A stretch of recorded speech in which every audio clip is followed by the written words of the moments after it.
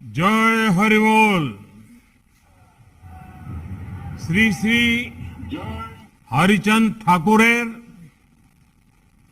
211তম আবির্ভাব তিথি উপলক্ষে সকল পুণ্যার্থী সাধু, গোসাই, পাগল, দলপাতি ও মাতুয়া মাইদের জানাই आंतरिक शुभेच्छा, अभिनंदन और नमस्कार।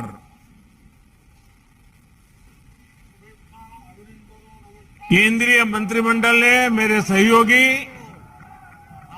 और ऑल इंडिया मतुआ महासंघ के संघाधिपति श्री शांतनु ठाकुर जी, श्री मंजुल कृष्ण ठाकुर जी,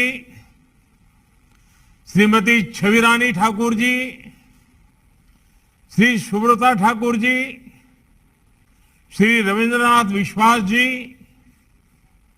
अन्य महानुभाव और भारी संख्या में मौजूद मेरे प्यारे बहनों और भाइयों, ये मेरा सौभाग्य है कि पिछले वर्ष ओराकांदी में श्री श्री गुरुचांद ठाकुर जी और महान मतुआ परंपरा को श्रद्धा पूर्वक नमन करने का अवसर मिला था। आज ठाकुरवाड़ी जैसे महातीर्थ पर आप सभी साथियों से टेक्नोलॉजी के माध्यम से संवाद का अवसर मिला है, आप सबके दर्शन का अवसर मिला है। जब मैं ओराकांदी गया था तो वहां मुझे बहुत अपनापन मिला, बहुत आशीर्वाद मिला और ठाकुरवाड़ी ने तो हमेशा मुझे अपनापन दिया, बहुत स्नेह दिया है। साथियों, ये मतुआ धर्मियों महामेला मतुआ परंपरा को नमन करने का अवसर है। ये उन मूल्यों के प्रति आस्था व्यक्त करने का अवसर है जिनकी नींव श्री श्री हरिचंद ठाकुर जी ने रखी थी। हमें इसे गुरुचांद ठाकुर जी के और बोरोमा ने सशक्त किया और आज शांतनु जी के सहयोग से ये परंपरा इस समय और समृद्ध हो रही है। एकजुटता, भारतीयता, अपनी आस्था के प्रति समर्पण रखते हुए आधुनिकता को अपनाना, ये सीख हमें महान मतुआ परंपरा में और उस परंपरा से मिली है। आज जब हम स्वार्थों के लिए खून खराबा होते देख रहे हैं, जब समाज में बंटवारे की कोशिश होती है, जब भाषा और क्षेत्र के आधार पर भेद करने की प्रवृत्ति को देखते हैं, तो श्री श्री हरिचंद ठाकुर जी का जीवन, उनका दर्शन और महत्वपूर्ण हो जाता है। इसलिए ये मेला एक भारत श्रेष्ठ भारत के मूल्यों को भी सशक्त करने वाला है। भाइयों और बहनों, हम अक्सर कहते हैं कि हमारी संस्कृति, हमारी सभ्यता महान है। ये महान इसलिए है क्योंकि इसमें निरंतरता है, ये प्रवाहमान है, इसमें खुद को सशक्त करने की एक स्वाभाविक प्रवृत्ति है।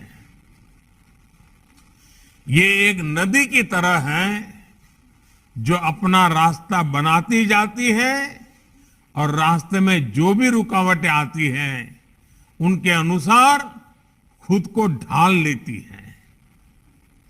इस महानता का श्रेय हरिचंद ठाकुर जी जैसे सुधारकों को भी जाता है, जिन्होंने समाज सुधार के प्रवाह को कभी रुकने नहीं दिया।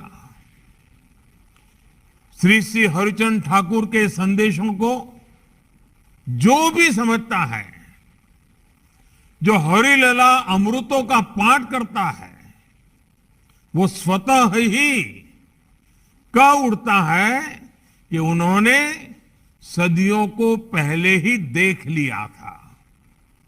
वरना आज जिस जेंडर सिस्टम की बात दुनिया करती है, उसको 18वीं सदी में ही हरिचंद ठाकुर जी ने अपना मिशन बना लिया था। उन्होंने बेटियों की शिक्षा से लेकर काम तक के अधिकारों के लिए आवाज उठाई। माताओं, बहनों, बेटियों की गरिमा को सामाजिक चिंतन में आगे लाने का प्रयास किया। उस कालखंड में उन्होंने महिला कोर्ट और बेटियों के लिए स्कूल जैसे कार्य किए। ये दिखाता है कि उनका विजन क्या था, उनका मिशन क्या था।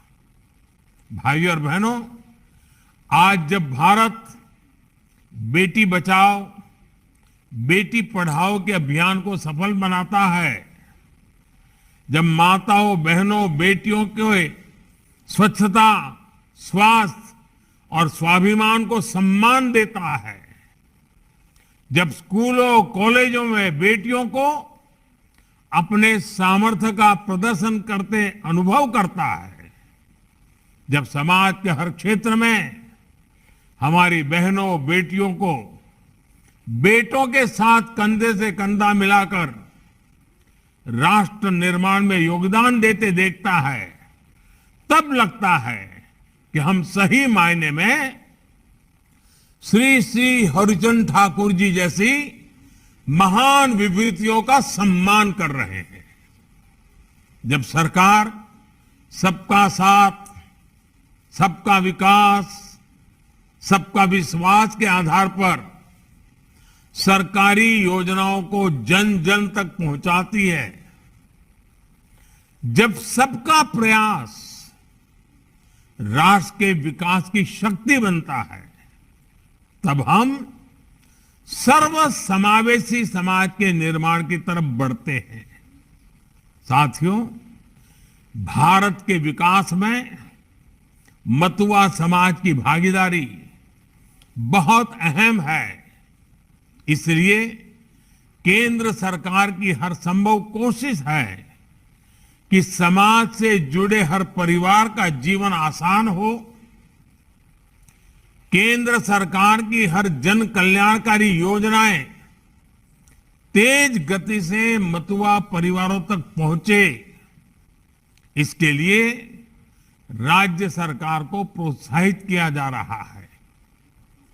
पक्का घर हो, नल से जल हो, मुफ्त राशन हो, 60 वर्ष के बाद पेंशन हो, लाखों रुपये का बीमा हो, ऐसी हर योजनाओं के दायरे में 100% मतुआ परिवार आए, इसके लिए हमारे प्रयास जारी हैं। साथियों, श्री श्री हरिचंद ठाकुर जी ने एक और संदेश दिया है, जो आजादी के अमृत काल में भारत के हर भारतवासी के लिए प्रेरणा का स्रोत है। उन्होंने ईश्वरीय प्रेम के साथ साथ हमारे कर्तव्यों का भी हमें बोध कराया। परिवार के प्रति, समाज के प्रति अपने दायित्वों को कैसे निभाना है, इस पर उन्होंने विशेष बल दिया। कर्तव्यों की इसी भावना को हमें राष्ट्र के विकास का भी आधार बनाना है। हमारा संविधान हमें बहुत सारे अधिकार देता है, उन अधिकारों को हम तभी सुरक्षित रख सकते हैं जब हम अपने कर्तव्यों को ईमानदारी से निभाएंगे। इसलिए आज मैं मतुआ समाज के सभी साथियों से भी कुछ आग्रह करना चाहूंगा। सिस्टम से करप्शन को मिटाने के लिए समाज के स्तर पर हम सबको जागरूकता को और अधिक बढ़ाना है। अगर कहीं भी किसी का उत्पीड़न हो रहा हो तो वहां जरूर आवाज उठाएं। ये हमारा समाज के प्रति भी और राष्ट्र के प्रति भी कर्तव्य है। राजनीतिक गतिविधियों में हिस्सा लेना हमारा लोकतांत्रिक अधिकार है, लेकिन राजनीतिक विरोध के कारण अगर किसी को हिंसा से डरा धमका कर कोई रोकता है तो वो दूसरों के अधिकारों का हनन है।